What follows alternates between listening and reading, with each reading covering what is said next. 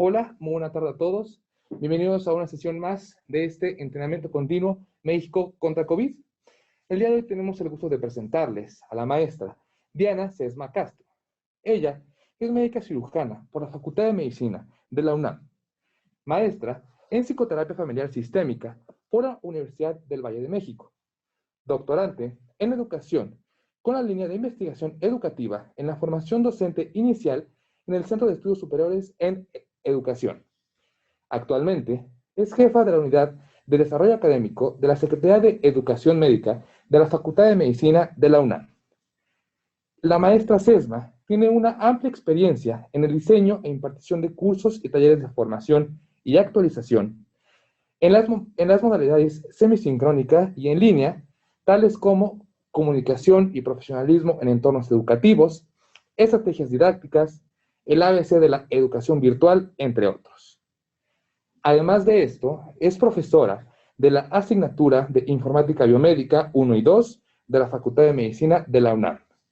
Es sinodal de examen profesional, tanto de la modalidad de titulación por actividad de investigación, como del ECOE y ante paciente real, y autora del capítulo Comunicación Intergeneracional e Interdisciplinar del libro El razonamiento clínico en la era de la medicina digital. Muchas gracias, doctora Sesma.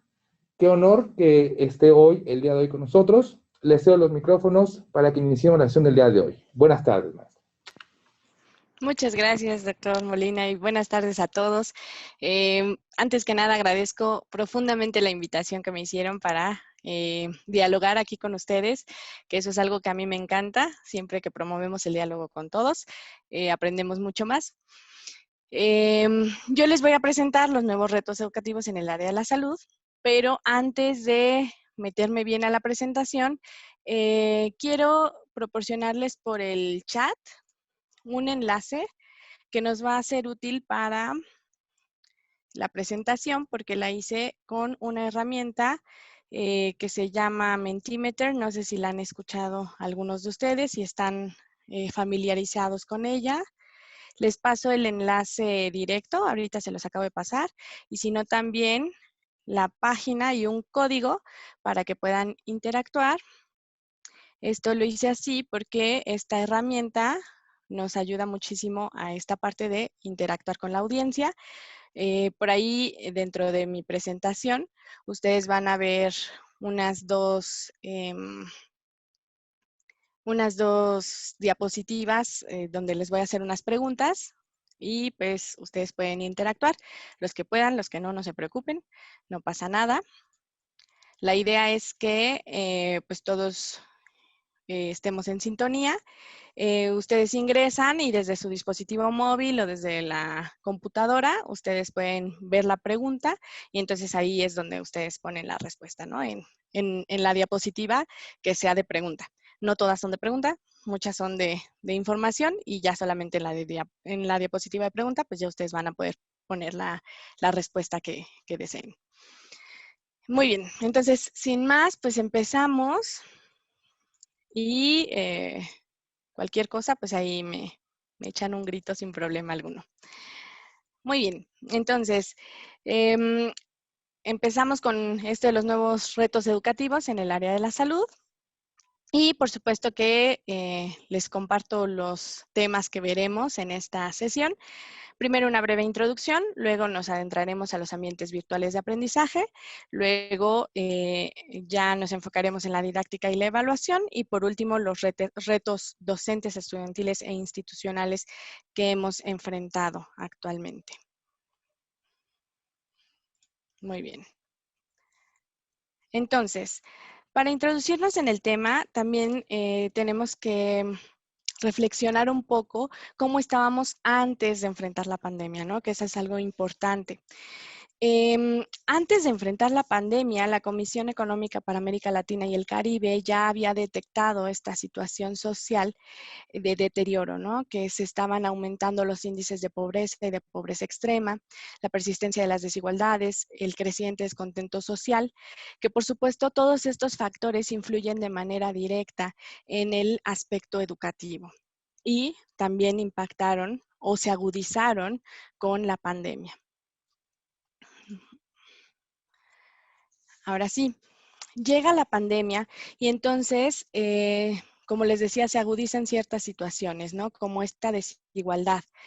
Al suspenderse las clases presenciales en todos los niveles y al orillarnos a adoptar esta educación no presencial, pues mucha de la población también se quedó marginada por un tiempo en lo que se aplicaba alguna estrategia para saber cómo se podía retomar o vincular esta población con la nueva modalidad de enseñanza. También se vio esta falta de capacitación de las nuevas tecnologías, por supuesto que en un mayor porcentaje por los docentes, aunque también se vio esta falta de capacitación en nuevas tecnologías por los estudiantes. Y esta desigualdad en distribución de docentes y recursos. Esto es importante porque también desde antes de la pandemia, bueno, pues nosotros sabemos que en la educación básica generalmente pues se trata de atender a la población en general y nos metemos un poco más en México. En zonas rurales hay escuelas primarias o de educación básica y mientras más vamos subiendo el nivel educativo, mientras más vamos hacia el nivel medio superior o superior, pues nos concentramos mucho más en las urbes, en las ciudades o en las zonas conurbadas. Entonces, bueno, pues esto también es importante porque en la educación básica pues se necesitaban otras estrategias para que se pudiera continuar con el proceso de enseñanza de manera no presencial. Muy bien. Aquí viene la primera pregunta. Si alguno de ustedes ya está dentro del Mentimeter y si quiere participar, por favor, ahí les va a aparecer. Eh, en cuanto a los ambientes virtuales de aprendizaje, la pregunta es, espérenme un tantito. Escriba una palabra que caracterice a los ambientes virtuales de aprendizaje. No sé lo que les venga a la mente cuando escuchan ambiente virtual de aprendizaje. Seguramente antes pues teníamos como un poco más vago el concepto, pero actualmente pues ya muchos de nosotros estamos más familiarizados. Por aquí nos aparece flexible, dinámica, muy bien, computadora, ajá, desorganización, ok, moderno, comodidad, flexible, ajá, ya lo habíamos dicho, muy bien. Tecnología, moderno, dinámica, flexible. Creativo, esa es una característica muy importante, la creatividad, innovación, ambiente apropiado, soledad, ok, eso también lo vamos a ver en un momentito. Excelente, muchísimas gracias por su participación. Internet, fundamental en estos momentos, el Internet. Excelente. Muchas gracias. Como bien ustedes lo comentaron, pues dentro de estas palabras y dentro de estas características, los espacios los ambientes virtuales de aprendizaje, pues son estos espacios de aprendizaje, de interacción, ya sea presencial o a distancia, o una combinación de ambos y que contienen algún nivel de virtualidad en el tiempo y el espacio mediado por las tecnologías. Como bien mencionaron, pues Internet es una de esas tecnologías indispensables actualmente, sobre todo en esta época de la pandemia y del confinamiento, para que se desarrollaran estos espacios, ¿no? Y bueno, presencial o a distancia, en este caso del confinamiento, pues más bien como este juego entre las modalidades sincrónica o asincrónica, sincrónica refiriéndonos cuando está esta interacción en el mismo tiempo y el espacio virtual, y la asincrónica como esta interacción diferida. Pero bueno, sí tiene que estar mediado por tecnologías. El objetivo principal de los ambientes virtuales de aprendizaje es favorecer esta adquisición de conocimiento y apropiación de contenidos, experiencias y procesos pedagógicos. Estos ambientes están conformados por un espacio, pues generalmente, bueno, actualmente el virtual, pero como bien lo comentábamos, podía ser presencial o a distancia, entonces puede ser un espacio presencial o virtual. El estudiante, el tutor, y aquí, ojo, estoy hablando de tutor, no de profesor, pero eso lo vamos a comentar un poquito más adelante, los contenidos educativos, la evaluación y las tecnologías de las informaciones y las comunicaciones. Y es importante que aquí rescatemos cómo es que esta figura del estudiante va cambiando. Esta figura del estudiante y del docente pues tendría que adaptarse a ciertas otras modalidades, otros roles que vamos a ver a continuación y también vamos a ver por qué tendría que ir cambiando. Con esto nos vamos hacia las modalidades de enseñanza adicionales a la presencial. Entonces vimos un mundo más allá del presencial, ¿no? Y vimos que había un aprendizaje en línea, un aprendizaje combinado o blended learning, un aprendizaje móvil o M-learning, por móvil, ¿no? Del inglés. El aprendizaje en línea o el e-learning es esta enseñanza a distancia con el apoyo de las tecnologías y como hemos comentado y hemos enfatizado, pues actualmente el Internet y que puede realizarse de una manera sincrónica o asincrónica, que es prácticamente lo que hemos estado haciendo en este tiempo. El aprendizaje combinado o blended learning, que es esta mezcla de actividades que se realizan dentro y fuera del aula virtual y del aula presencial, en modalidad presencial y no presencial, y favorece la aplicación de procesos de aprendizaje autorregulado, colaborativo e independiente, o tendría que favorecer este tipo de procesos.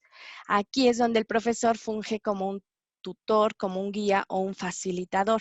Y esto es importante para que todo el ambiente pueda llevar como una lógica y que sea el estudiante el que sea responsable de su propio aprendizaje y que hemos visto actualmente o casi siempre que es muy complicado de hacer, ¿no? Y el aprendizaje móvil, que prácticamente es por este uso de dispositivos móviles como teléfonos inteligentes y tabletas, que actualmente es muy común que todo mundo traiga un teléfono inteligente o una tableta, o bueno, la mayoría de la población. Y es muy útil para los estudiantes del área de la salud porque ahí mismo podemos tener muchísimas herramientas, ¿no? Libros, etcétera, ¿no? Como están en constante movimiento, los estudiantes ya sabemos que van de rotación en rotación. Bueno, pues este tipo de aprendizaje, que es móvil, pues se hace a través de estos dispositivos exclusivamente, aunque puede haber una combinación entre las modalidades, ¿no? Como estamos viendo. Por ejemplo, el blended learning, el híbrido, puede hacer uso de estos dispositivos móviles para cuando sea necesario. Aquí vemos esta proporción de actividades en ambientes virtuales por tipo de ambiente de aprendizaje.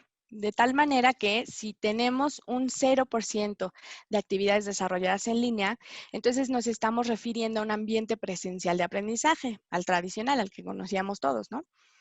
En este curso generalmente no necesita tecnologías, podemos usarlas, pero las tecnologías como el PowerPoint o algún procesador de textos como Word, lo que sea, que utilicemos dentro del aula, ¿no? O dentro de la presencialidad. Y este contenido generalmente se entrega por el profesor de manera oral o también puede ser escrito, audiovisual, como les decía, las presentaciones o guías de estudio, por ejemplo, pero generalmente pues es esta educación o este modelo tradicional de enseñanza que conocemos todos. Si tenemos del 1 al 29% de actividades desarrolladas en línea, entonces nos estamos refiriendo a una educación mediada por tecnología, donde generalmente todo se hace se desarrolla presencialmente y se usan estas tecnologías para enriquecer el proceso. Del 30 al 79% de actividades desarrolladas en líneas, ahí sí estaríamos hablando ya de un ambiente híbrido de aprendizaje, donde se van a estar mezclando las modalidades presenciales y virtuales y van a estar haciendo una sinergia positiva, ¿no? Van a tratar de embonar una y otra para promover este proceso de enseñanza. El 80% a más de actividades desarrolladas en línea, entonces ya nos estaríamos yendo más bien al otro lado, que sería el ambiente virtual de aprendizaje, y el curso se desarrollaría totalmente en línea, con uso de pues, algunos softwares o plataformas, por ejemplo, Moodle, Google Classroom, algunas otras que nos sean útiles para crear ahí nuestros cursos, ¿no? O desarrollar todos nuestros contenidos, como las aulas virtuales. Muy bien. Ahora nos metemos a la didáctica y la evaluación. Y en este punto también me gustaría escucharlos para saber cuáles cambios implementaron ustedes en el desarrollo de sus clases a partir de la pandemia. Me imagino que fueron bastantes cambios y que de la noche a la mañana de pronto tuvimos que adoptar algunas metodologías nuevas o tuvimos que hacer algunas otras cosas. Y en este momento me acuerdo mucho de la contribución que hicieron en la nube de palabras, de la creatividad, ¿no? La creatividad que tuvimos que echar en práctica para poder continuar con nuestro proceso de enseñanza. Por acá alguien nos está compartiendo que tuvo que presentar videos, ¿no? A partir de la pandemia. Entonces, dentro de los recursos que también incluíamos, pues también era esto todo audiovisual, ¿no? La presentación de videos, que fue también algo muy importante para tratar de no sentirnos tan desapegados socialmente de la otra persona, ¿no?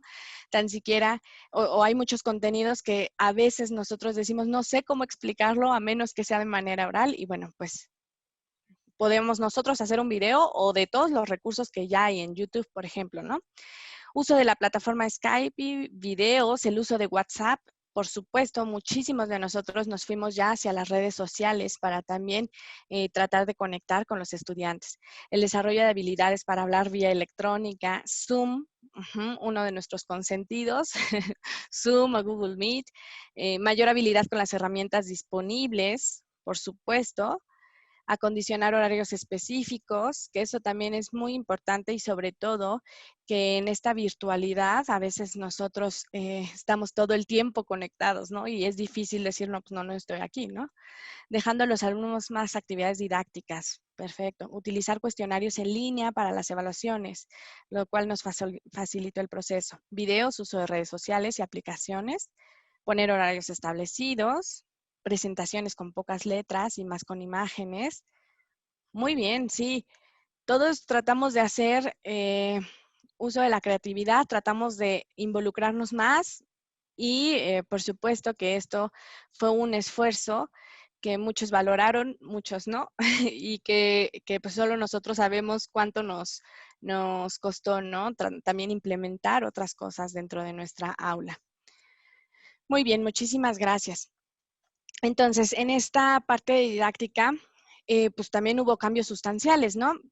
Los que hacíamos una planeación didáctica de manera pues más frecuente o rutinaria, generalmente pues lo hacíamos planeándolo en modalidad tradicional o presencial, ¿no? Ya teníamos ciertas estrategias para ciertos temas, ya sabíamos reconocer como algunas cosas o tal vez esto de la comunicación verbal y no verbal, que también importa muchísimo en este proceso de enseñanza, que se vio pues ahí fracturada, ¿no? No podíamos leer muy bien a nuestra audiencia ya en estas situaciones, pero bueno, esta planeación didáctica que generalmente hacíamos, teníamos ahora que adoptar todo otro chip y tratar de irnos al diseño instruccional, que generalmente estos modelos ya se van más hacia el desarrollo de contenidos virtuales. Y por supuesto que dentro del diseño instruccional y dentro de los modelos, pues hay varios, ¿no? Por ejemplo, ADI, Azure, pero que muchos de ellos hay algo que me gusta muchísimo, que es que parten del análisis de las características del estudiante, que eso es fundamental, las características de nuestros estudiantes y también las necesidades de aprendizaje que tienen y todos estos problemas que ya hayamos detectado. De esta manera, partiendo de esto, ya podríamos nosotros en los pasos posteriores empezar a diseñar, a planear, a seleccionar estrategias específicas que promovieran de manera ideal o adecuada el proceso de enseñanza con esos estudiantes, ¿no? Con los estudiantes que nosotros ya teníamos en mente. Entonces, aquí fue un gran cambio y tuvimos que también aprender ahora del diseño instruccional, ¿no? No únicamente de la planeación y también saber diferenciar como estos aspectos, ¿no? La adopción de tecnologías para la enseñanza, que eso fue fundamental. que por supuesto que, como decían ustedes anteriormente, ¿no? También se echaron un clavado en las herramientas, en los recursos disponibles, que dicho sea de paso, actualmente estamos en la era de la información y pues tenemos absolutamente muchísimas herramientas a nuestro alcance, ¿no?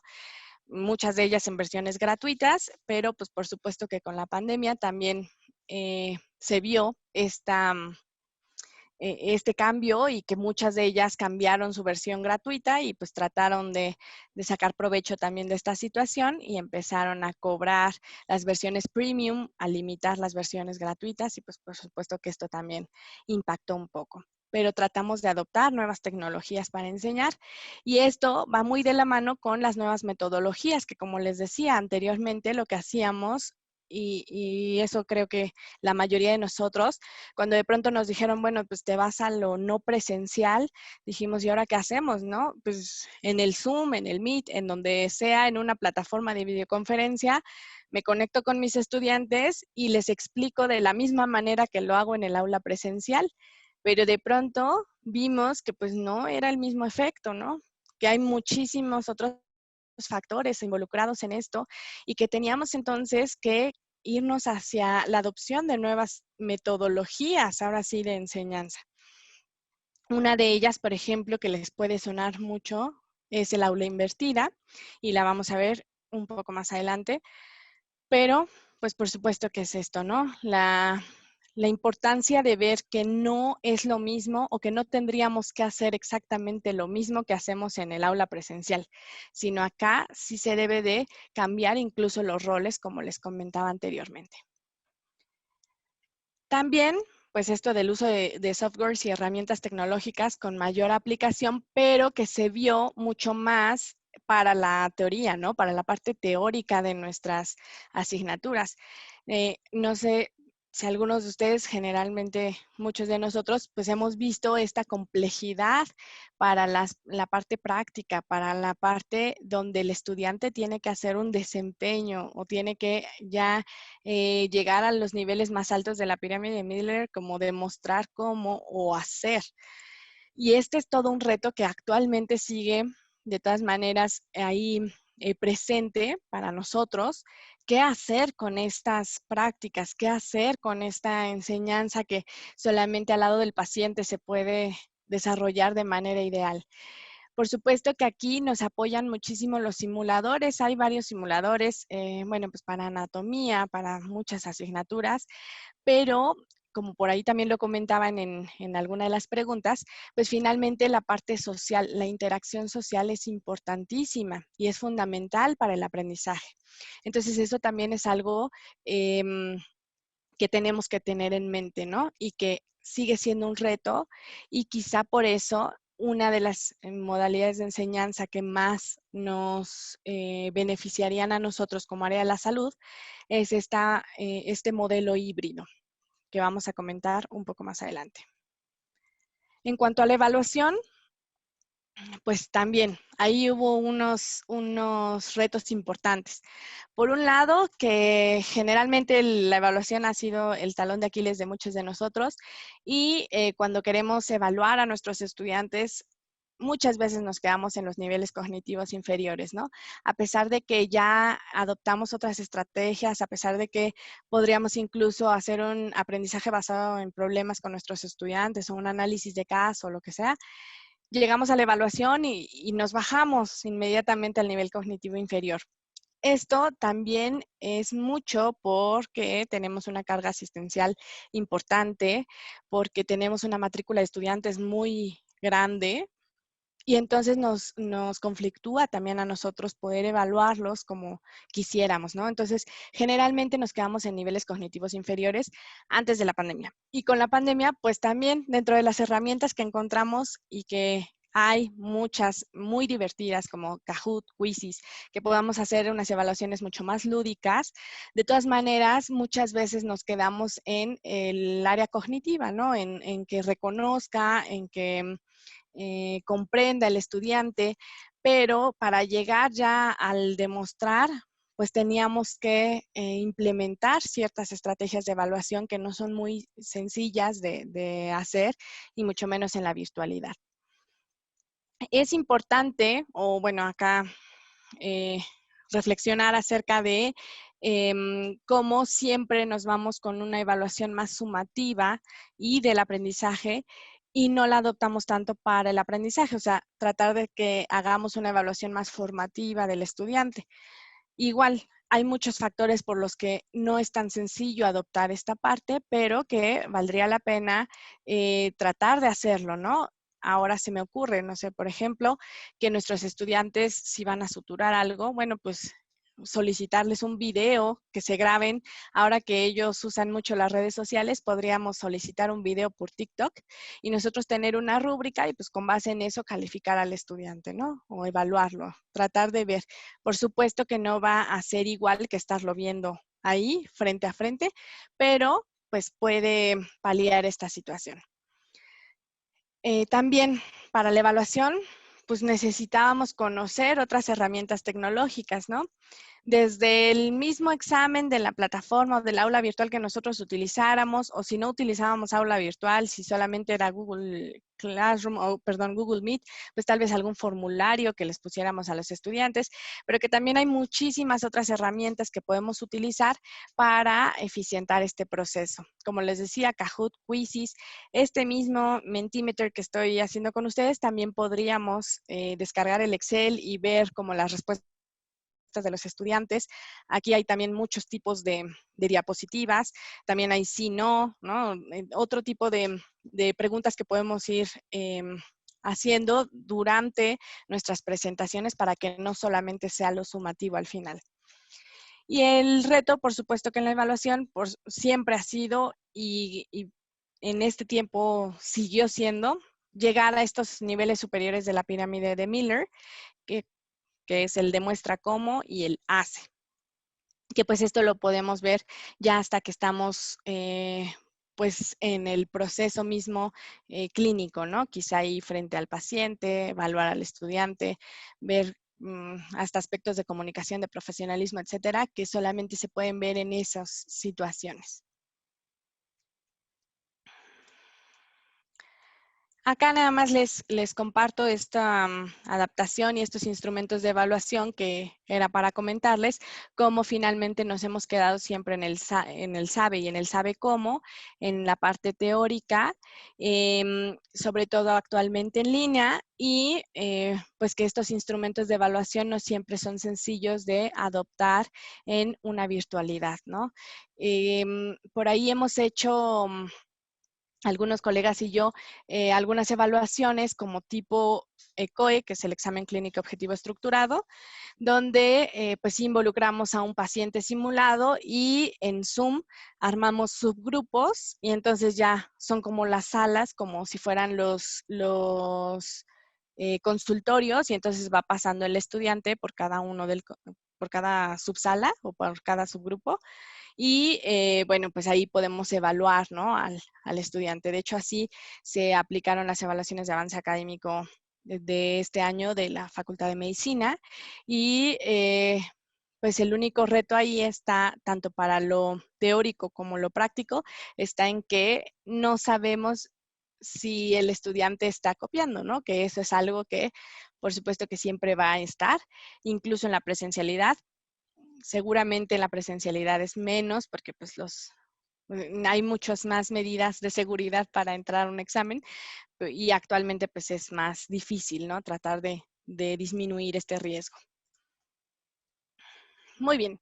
En cuanto a los retos docentes, como comentábamos, pues no solamente el docente tuvo que enfrentar este super reto de la virtualidad, sino que también se vio la sobrecarga laboral, ¿no?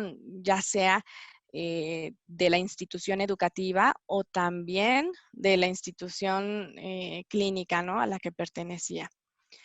Resiliencia, porque nosotros, bueno, también tendríamos que estar checando mucho esta parte de nuestra misma salud mental y este apoyo emocional que nosotros como docentes también necesitábamos, ¿no? El cambio de rol que tanto les he comentado. este cambio de rol que tendría que ser de lo tradicional ahora al facilitador. ¿Por qué es importante este cambio de rol? Bueno, porque generalmente, o más bien anteriormente, nosotros como docentes éramos los que sabíamos, los proveedores de información, porque también los tiempos eran muy diferentes, ¿no? Los tiempos anteriormente, el estudiante, bueno, pues iba a las bibliotecas a buscar la información y llegaba con el docente, y pues el docente que ya se había leído 1000 libros y muchísimos artículos, bueno, pues ya le podía decir y orientar y proveer la información.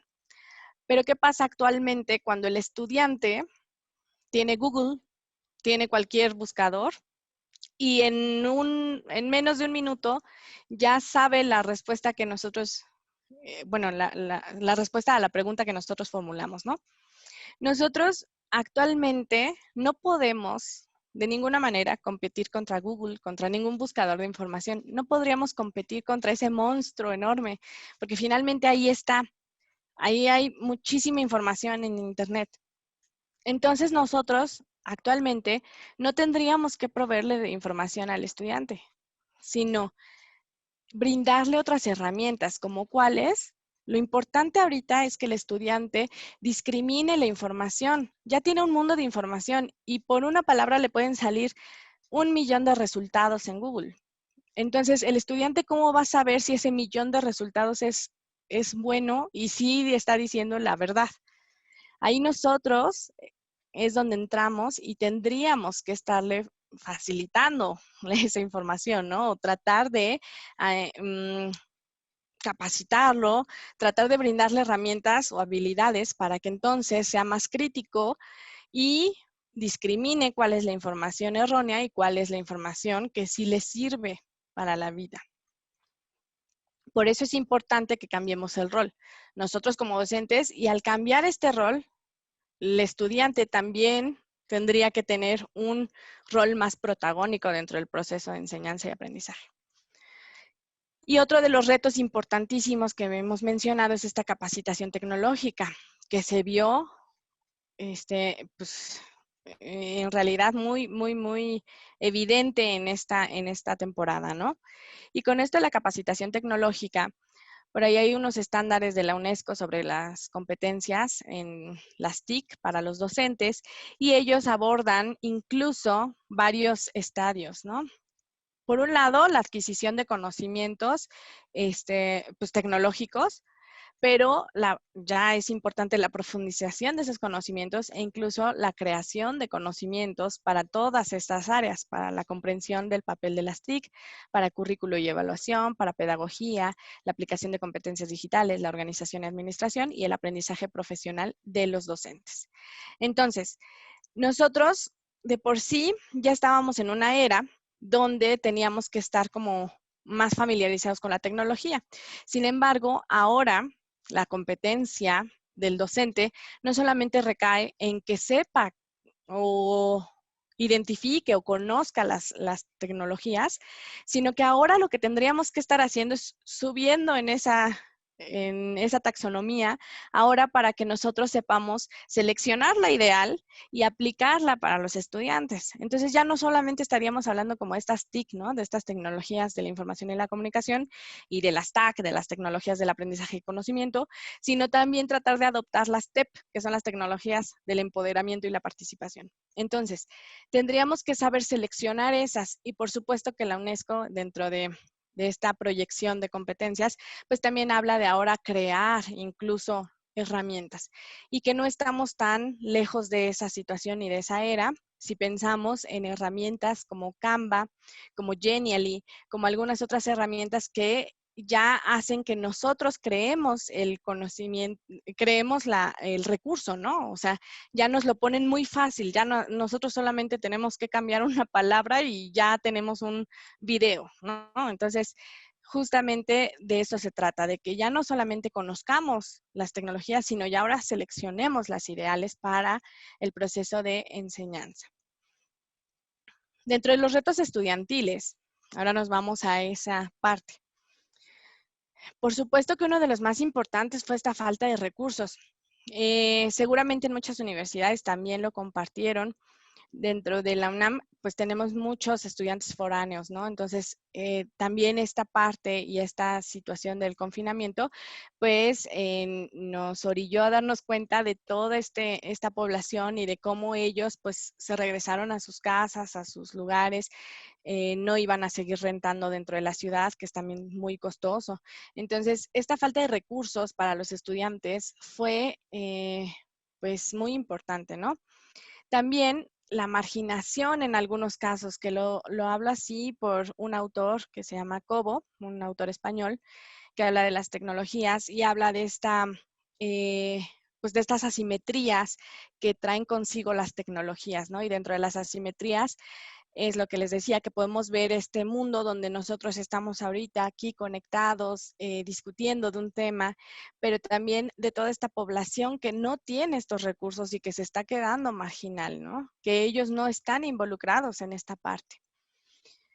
También otro, pues la falta de socialización, que por ahí alguien ya lo comentaba.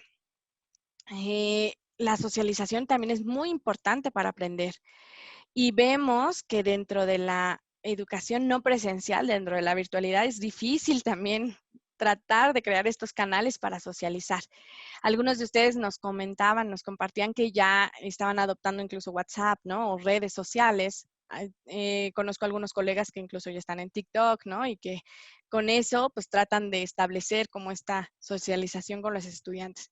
Pero también es complicado y no todos lo hacemos, ¿no? Entonces, esta falta de socialización fue importante y también esta exposición a escenarios reales que es tan importante en el área de la salud para nuestros estudiantes, estar frente al paciente y que por supuesto que con esta situación, pues los estudiantes estaban en sus casas, no iban a las sedes clínicas y pues eso es una falta de pues muchas habilidades, ¿no? Que se desarrollan únicamente cuando estamos ya en escenarios reales.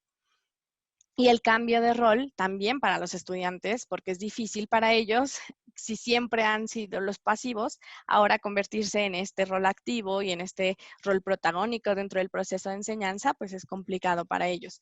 No tienen ciertas habilidades. Hemos visto la falta de pensamiento crítico, de nuestros estudiantes, incluso en los niveles superiores, ¿no? Y que siempre decimos, ay, pues es que desde los niveles más bajos, pero bueno, todas estas herramientas son las que necesitarían los estudiantes para ahora sí adoptar el aprendizaje autorregulado y ellos estar en este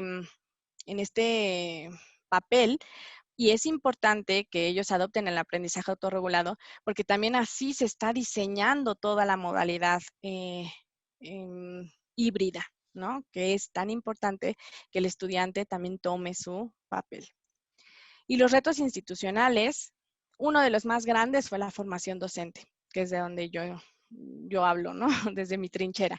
La formación docente es importantísima porque vemos que solamente con esta formación docente pues se puede seguir el proceso de enseñanza, ¿no? Y aquí, pues no solamente en herramientas tecnológicas, sino también en lo que les decía, de las habilidades del docente para ahora saber elegir la estrategia adecuada, saber elegir la herramienta, el recurso, saber leer las características del estudiante y luego tratar de que cambiaran toda su mentalidad, ¿no? De la presencialidad ahora decirles, bueno, pues tú puedes continuarle mientras por Zoom, como lo hacías antes, pero síguete capacitando para que ahora adoptes unas nuevas metodologías que sean mucho más efectivas en este entorno. Los recursos, que por supuesto que como siempre depende de la institución, pero que generalmente los recursos disminuyeron también en esta pandemia y que son clave para que se sigan desarrollando cosas como la formación docente, por ejemplo, ¿no? Ciertos procesos. Y los procesos administrativos que también muchos vimos que fallaron un poco en cuanto a que tal vez muchos de los procesos administrativos de las instituciones, al menos educativas, se siguen haciendo en papel, ¿no? Entonces, eso fue un gran reto porque también ellos tenían entonces que desarrollar programas para que todo siguiera ahora en la virtualidad, ¿no? Y tratar de no ir tanto a las instalaciones, pero que pues nos agarró desprevenidos en todos los ámbitos, ¿no? Posibles. Y ahora sí, ya para la recta final de la presentación, es esta parte de hacia dónde vamos. Y pues finalmente, ahora que ya hemos regresado muchas de las instituciones y muchas de las escuelas y muchos de los países ahora a la presencialidad nuevamente, pero con aforos limitados. De todas maneras, tenemos que pensar en adoptar esta modalidad de enseñanza híbrida, ¿no? Que no nos dimos cuenta, pero pues cambió nuestra vida 180 grados desde que sucedió lo de la pandemia, ¿no? Entonces, no supimos que íbamos a cambiar para siempre a partir de eso y que esta es una oportunidad para también adoptar nuevas metodologías, ¿no? En cuanto a los modelos de enseñanza, pues el que ahorita se está planteando para generalmente toda la educación, pues es este modelo de enseñanza híbrido, que recordarán que estábamos diciendo que es esta combinación entre modalidad presencial y modalidad a distancia. Entonces, la idea es que el estudiante pues vaya en algunas ocasiones al aula, pero que también haga actividades en línea, ¿no? En un aula virtual o en un entorno de aprendizaje virtual. Powell et al. Hablan de, bueno, dicen esto, ¿no? Que el aprendizaje combinado, también conocido como aprendizaje híbrido, coordina las mejores características de la escolarización tradicional con las ventajas del aprendizaje en línea para ofrecer instrucción personalizada y diferenciada en un grupo de alumnos. Aquí me detengo un poco en esta instrucción personalizada, que también nos da una oportunidad para dividir a nuestro grupo, en el caso de las instituciones que tenemos matrículas muy grandes, tratar de dividirlos en subgrupos y que pues nos puede ayudar incluso a tener un poco de más control dentro del proceso. Las formas de impartición son varias, ¿no? Por ahí algunos autores hablan de un modelo disruptivo y de un modelo semipresencial, entendiendo el modelo disruptivo como que la mayor parte del proceso se lleva mediante una plataforma y los encuentros presenciales se dan con muy poca frecuencia. En cambio, en el modelo semipresencial, pues ahí sí ya está mucho más balanceado, ¿no? Las clases presenciales con la participación en el aula virtual. También hablan otros autores de esta rotación de estación o laboratorios donde los alumnos van a rotar en grupitos dentro de una misma aula, en horarios fijos, una rotación individual donde es ya el estudiante tiene pues un cronograma de actividades, sabe cuándo va a estar en el aula y ya se va. No es tan colaborativo como la rotación de estación o en laboratorios. La flexible, cuando, bueno, pues ahí sí el docente y el estudiante se van organizando para ver cuándo se pueden ver presencialmente. Y el modelo virtual enriquecido, donde generalmente es en línea el trabajo y ya nada más van en ciertos momentos a la presencialidad a, no sé, discutir algún caso, alguna duda, pero muy puntual, ¿no? Generalmente todo se hace en línea.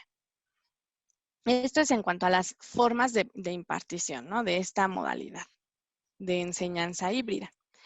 Pero una de las metodologías, o sea, de la forma en la que podemos desarrollar nuestro proceso, que más ha permeado es el aula invertida. Aunque aquí sí tenemos que hacer una especificación en los momentos del aula invertida que son fundamentales para que sí se lleve bien el proceso. Porque creemos que el aula invertida pues solamente es, pues sí, esta modalidad híbrida y yo te veo algunas veces en clase y te veo algunas veces en el aula virtual o haces algunas actividades y listo, ¿no? Pero sí tiene que llevar bien esta secuencia. Los momentos del aula invertida son antes, durante y después. Antes de la sesión sincrónica, ¿qué tantas cosas le puedo facilitar al estudiante para que en el durante, en la sesión sincrónica, promovamos más el trabajo colaborativo, más el análisis de nuestros estudiantes, ¿no? Me imagino. Podemos poner en el durante un caso, discusión de casos, ¿no? De casos clínicos. Pero antes yo ya tuve que haberle dado una fundamentación de ese tema que estoy viendo para que lo revise con toda calma en el aula virtual. Incluso le puedo poner algunas actividades que hagan. Es importante que en el antes también se pongan algunas actividades donde podamos reconocer si hay algunas áreas de oportunidad de los estudiantes o si hay algunas debilidades. Con esto, o sea, en cuanto al conocimiento y al aprendizaje teórico. ¿Por qué? Porque con eso, una vez sabiendo, no sé, un examen diagnóstico, alguna otra tipo de evaluación que podamos ver si hay algún tema que no quedó muy claro, en el durante nosotros tendríamos que aclarar esas dudas y entonces sí ya meternos a la parte práctica de la clase. Y en el después, nuevamente se van al aula virtual, ahora sí para cerrar el tema. Con alguna actividad generalmente se puede cerrar este ciclo, ¿no? Y así tendría que ser por cada uno de los temas que vamos a ver. Entonces, el aula invertida es una de las metodologías que más se pueden adaptar a esta nueva realidad que ahorita ya estamos viviendo, ¿no? Donde ya los estudiantes tienen que ir. Ahora sí, el reto está en cómo vamos a dividir al estudiante, ¿no? A los estudiantes, o sea, al grupo, porque tendríamos que estar pensando en que no todos van a estar yendo a clases, en que algunos van a estar dentro del aula virtual haciendo ciertas cosas, algunos pueden ser presencialmente o podríamos de todas maneras continuar con una sincronicidad, asincronicidad y con la presencialidad aparte. El rol docente entonces tendría que cambiar y tendría que ser con ciertas características como esto, ¿no? Que tendría que explotar sus habilidades dentro de la sincronicidad y dentro de la sincronicidad. El docente tendría que tener estas habilidades para encontrarse con los alumnos en diversos momentos, ¿no? Ya sea en aula virtual, ya sea en una plataforma de videoconferencia o ya sea en el aula presencial. Tendría que ser un buen comunicador y también motivador. Acordémonos que la motivación es una parte fundamental para el aprendizaje significativo de los estudiantes. Debe ser un diseñador pedagógico dinámico y decimos diseñador precisamente por todos los recursos que tienen que adoptar y tendría que tener habilidades tanto en las TIC como en las TAC como en las TEP. Tendría que experimentar todos los recursos tecnológicos que tenemos actualmente, ¿no? Evaluador de procesos y de contenidos. Esto es muy importante porque también dentro del diseño instruccional, dentro de los modelos, está la parte de evaluación. De evaluación no solo del aprendizaje de los estudiantes, sino la evaluación de los recursos que utilizamos, la evaluación de nuestro proceso dentro del aula. Entonces, tenemos que evaluar todo el proceso para también saber si reajustamos algunas cosas. Implementador estratégico, que es lo que les comentaba, no solamente tenemos que saber cuáles tecnologías o cuáles herramientas son, sino que cuáles van a ser las mejores para desarrollar cierto tema, contenido y por ende llegar a los resultados de aprendizaje, ¿no? Completarlos. Implementadores, no, tutor o facilitador, que comentábamos ya, que tenía que cambiar ese rol. Y académico, colaborativo y creativo, como ahí alguien nos comentó. El rol del estudiante, por supuesto que también tiene que cambiar. También tiene que saber trabajar en todos estos entornos, tanto en el aula virtual como en el aula presencial, como en las plataformas, ¿no? Por videoconferencia, que a veces es muy complicada esta parte. Participar de manera colaborativa y aquí es donde nosotros hacemos ese énfasis en las TEP, en las tecnologías del empoderamiento y la participación, que tendríamos que saber qué recursos podemos usar para que ellos implementen un aprendizaje colaborativo. Que tiene que ser autónomo y autorregulado y hacia allá debemos de ir nosotros como formadores de formadores. Tenemos que saber explicar cuáles son las estrategias que les van a permitir que el estudiante adopte el aprendizaje autorregulado.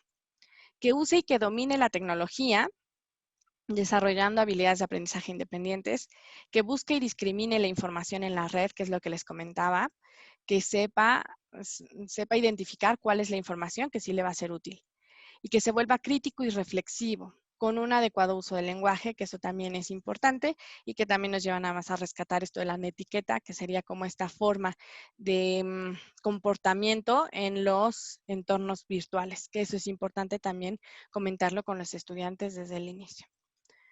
Entonces, pues los retos son importantes. creo que siento, no sé si ustedes comparten mi opinión, pero tal vez ya estábamos acostumbrándonos a cierta modalidad, a cierta metodología y de pronto vuelve a cambiar, ¿no? Con esto de ya regresar a las aulas. Y me parece que algo que tenemos que trabajar muchísimo nosotros como docentes es esta resiliencia, porque los cambios vienen, siguen llegando y por supuesto que van a seguir toda la vida. Y aquí también parte de eso es adoptar esta creatividad, ¿no? No solamente la resiliencia, sino la creatividad que necesitamos como docentes para continuar, porque finalmente, pues nuestra meta es esa, ¿no? Que el proceso de enseñanza se dé de la mejor manera y poder ayudar a las nuevas generaciones a cumplir sus metas y sus objetivos y también darle a la sociedad profesionales de calidad. Muy bien. Con esto concluyo y por supuesto que quisiera escucharlos a ustedes con comentarios, preguntas. No sé, doctor Molina, le dejo el micrófono. Muchas gracias, doctora Sesma. Les recordamos a los participantes que esta es una sesión a micrófono abierto, por lo que si ustedes quieren hacer alguna pregunta o algún comentario, lo pueden hacer por medio del chat o levantando la mano y nosotros les activaremos su micrófono. Mientras, doctora Sesma, aquí ya tenemos un comentario de Alicia Hortensia. Ella nos comenta aquí en el chat: excelente presentación, es una realidad para la población estudiantil y los docentes. Muchas gracias, Alicia. Aquí tenemos otra pregunta de Joana Ruiz Cruz, que nos dice: ¿cuáles son los mayores retos de aprendizaje durante el área educativa? Y nos pone entre paréntesis área virtual. Muy bien. A ver, Joana, a ver si entendí. Los mayores retos de aprendizaje en el ambiente virtual, o bueno, en el área virtual, son bastantes. Porque dentro de los retos que a mí se me ocurren o que recuerdo mucho de esta experiencia es que lo que comentábamos, ¿no? A veces nosotros como docentes no sabíamos usar cierto lenguaje para poner incluso instrucciones, ¿eh? Desde ahí nos vamos. Desde las instrucciones de nuestra aula virtual, quizá nosotros dábamos por entendido muchas cosas, quizá nosotros no nos poníamos a pensar que la única manera de comunicarnos con nuestros estudiantes es ese medio virtual y a veces no somos tan explícitos, ¿no? Entonces ponemos ahí cualquier instrucción que nosotros creemos que está muy clara, pero que el estudiante cuando entra y lo ve, bueno, número uno, a veces es muy difícil que la audiencia lea las instrucciones, ¿no? Para empezar desde ahí. Pero bueno, si ya la leen, a veces no se comprende. Entonces, desde esa parte, desde el lenguaje, es todo un reto. También es todo un reto que nosotros creemos que el estudiante va a autorregularse, ¿no? Como que damos por entendido que nosotros les estamos poniendo los recursos y que el estudiante tiene que ir y leerlo y, bueno, hacer todas las actividades que nosotros indicamos. Que eso tampoco es del todo cierto, ¿no? También nosotros tendremos que ser este facilitador, esta guía e irlos encaminando hacia al producto que nosotros queremos. Y por otro lado, pues también está que muchos de nosotros como docentes creíamos que la única manera de ver si el estudiante repasaba algún tema era pidiéndole 1000 mapas conceptuales, no sé, que hiciera 5 exámenes. Entonces tratamos de llevarnos nosotros también productos de alguna manera de su proceso, pero que nosotros mismos los abrumamos, ¿no? Y eso nos pasó muchísimo, como los estudiantes decían, es que no es la única asignatura que tengo y me están pidiendo, no sé, 10 tareas al día, ¿no? De 10 cosas distintas. Y entonces ahí también fue todo un reto, ¿no? Tratar de evaluar al estudiante de manera óptima y saber cómo eh, eh, em, cómo es que sí revisó el tema, pero sin abrumarlos, sin solicitarles de más. Entonces, también ese es otro reto, ¿no? Que el estudiante, que el docente a veces, pues tiene como esta esta disyuntiva de decir, híjole, le dejo 1000 cosas o no le dejo y a ver si a la buena de Dios si lo revisó o no. Entonces eso también fue otro reto. Creo que dentro de los retos del área virtual es esta, que no comprendíamos muy bien cómo se manejaban las cosas dentro de la virtualidad y queríamos seguir adoptando las situaciones o experiencias presenciales ahora en la virtualidad y no entendíamos como esta diferencia entre los dos ambientes que son diferentes y que tendrían que ser diferentes, tanto roles como estrategias como actividades. Espero no haya aumentado la duda, Joana. Todo muy claro, doctora César, muchas gracias. Aquí también tenemos otro comentario de la licenciada María Eugenia Mares. Ella nos dice, como comentario personal, no estábamos preparados para este tipo de aprendizaje, por lo que tuvimos que aprender todo este tipo de herramientas, TIC y redes sociales. Aquí también tenemos otro comentario de Lisbeth López. Dice, excelente presentación y muy congruente con este reto que nos tocó vivir con esta aplicación. Fue muy didáctico. Muchas gracias, doctora Sesma. También tenemos otro comentario de Yadira Santiago que dice, yo agradezco mucho su ponencia porque no solo me ayudó a mí, sino que también a mi hijo de secundaria, ya que lucho todos los días para que investigue y como usted dijo, la información a veces no es tan confiable. Muchas gracias, doctora Sesma. Aquí tenemos una pregunta y un comentario muy importante de Leticia Vargas sobre, ¿qué nos puede comentar sobre el reto de los silencios, doctora Sesma? Porque a veces uno está preguntando a los alumnos y nadie contesta. Ay, sí. Creo que eso es una de las pesadillas que se nos va a quedar a todos los docentes.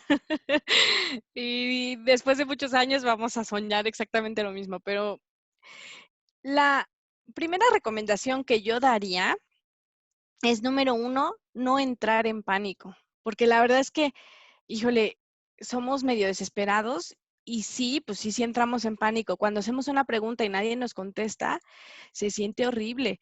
Pero yo creo que si damos, no sé, unos 10 segundos, con esos 10 segundos dejamos que el estudiante pues abra el micrófono o la audiencia que abra el micrófono.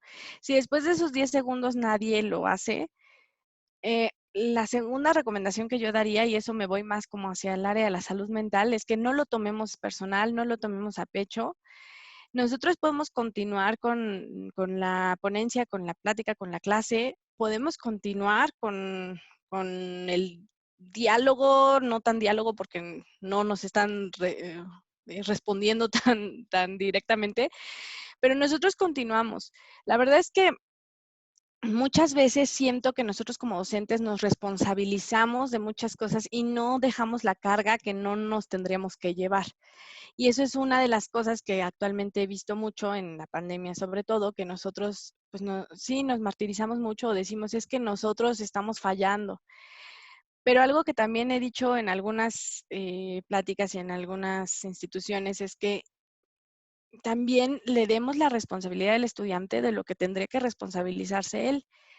Y nosotros, si nosotros estamos haciendo nuestra parte, pues también esperaríamos que el estudiante respondiera ante esa parte, ¿no? O sea, también ellos, el proceso de enseñanza y aprendizaje no se da solo por el estudiante, lo vimos en los ambientes virtuales de aprendizaje, ¿no? También tiene que estar, perdón, no solo se da por el docente, sino también por el estudiante. Tiene que estar esto en sintonía para que se pueda llevar a cabo. Entonces, ante esto de los micrófonos, pues la verdad es lo único que les diría es que se esperen tantito, no coman ansias. Si de plano nadie contesta, podemos reformular la pregunta. A veces no fuimos muy claros. Si de plano nadie contesta, pues continuamos, no lo tomamos tan a pecho, continuamos con la clase y ya después tendríamos que estar viendo qué está sucediendo, ¿no? Si no estamos siendo claros, si los estudiantes, pues no sé, tenían algún examen, si estaban ahí dentro de la clase. También algo que podemos hacer es quizá preguntas más dirigidas. Las preguntas dirigidas, pues ahí sí, a fuerza tendrían que abrir el micrófono. Si no lo abren, pues ya vimos que no estaba ahí la persona o que estaba distraída o lo que sea, y podemos pasarle el micrófono a alguien más, ¿no? Para que sí sea un poco más dirigido, pero siempre primero tratando de hacerlo más abierto. Si nadie contesta, pues entonces ya las preguntas dirigidas. Perfecto, doctora Sesma, muchas gracias. Aquí también tenemos una pregunta de Uciel Hernández. Él nos pregunta aquí en el chat, si usted cree que llegue el momento en el que el alumno llegue a aprender lo mismo en un aula invertida que en la clase presencial, doctora. Sí, yo creo que sí, pero siempre hay que ver qué tipo de contenido. Para el área de la salud es ese reto y está muy complejo esa parte de lo que comentábamos, ¿no? De ya el aprendizaje junto al paciente. Esas estrategias como esta, que es el aprendizaje al lado del paciente y los pases de visita, por ejemplo, es muy difícil de replicarlos en la virtualidad. Podríamos hacerlo siempre y cuando sea esto del, pues sí, del híbrido que comentábamos, para que todo el contenido sea virtual y cuando nos veamos, entonces sí ya solamente sean estas prácticas, estas exposiciones del estudiante a los escenarios reales. Si es así, yo creo que sí, con seguridad podría decir que se va a llegar a eso. Y eso tal vez porque nosotros quizá no nos dábamos cuenta, pero incluso en los escenarios presenciales, muchos de nuestros estudiantes estaban ahí sin estar ahí, ¿no? Entonces podrían estar físicamente, pero sus mentes volando en otro lado, o podían simplemente salirse de clase, ¿no? Entonces creo que incluso podría ser tal vez más efectivo este modelo híbrido y esta aula invertida en el aspecto de también mezclar esta presencialidad. Si nosotros dentro de la sesión sincrónica más bien hacemos esa sesión presencial, pues entonces seguramente que sí se va a equiparar e incluso mejorar, Uciel. Perfecto, doctora Sesma, muchas gracias. Al parecer ya no tenemos más preguntas en el chat. Doctora, no sé si usted quisiera agregar algo que no le hayamos preguntado, algo que usted considere importante para que se queden nuestros participantes esta tarde con nosotros, doctora, por favor. No, pues nada más les agradezco muchísimo, agradezco también muchísimo su participación. Me interesaba que vieran ustedes cómo se aplicaba esto del Mentimeter, que es una herramienta muy buena también para las sesiones sincrónicas, por si ustedes también lo quisieran adoptar. También hay otras herramientas similares como Aja Slides, Nearpod. Ahorita se las escribo en el chat para que ustedes también las exploren y vean las bondades. Lo único que les diría es que pues traten de explorar la versión gratuita, porque como les decía, ya también hay versiones premium para todo, pero traten de explorar la versión gratuita y vean si les funciona. Yo les agradezco muchísimo su participación. También muchas gracias a todos los que participaron en las diapositivas que pregunté. Eso me encanta porque, como les decía desde el principio, me gusta mucho cuando hacemos una interacción porque yo soy fiel a la idea de que entre todos aprendemos mucho mejor y todos aprendemos de todos. Les agradezco su participación, su escucha activa, espero. Y pues quedo a sus órdenes. De verdad, igual les dejo mi correo en el chat por si alguien quiere que discutamos algo, que comentemos algo de la educación que me gusta mucho. Con mucho gusto, ahí estoy disponible. Muchísimas gracias. Gracias por la invitación, doctor Molina. Gracias a todo el equipo del INSABI. Muchísimas gracias. Y pues nada más.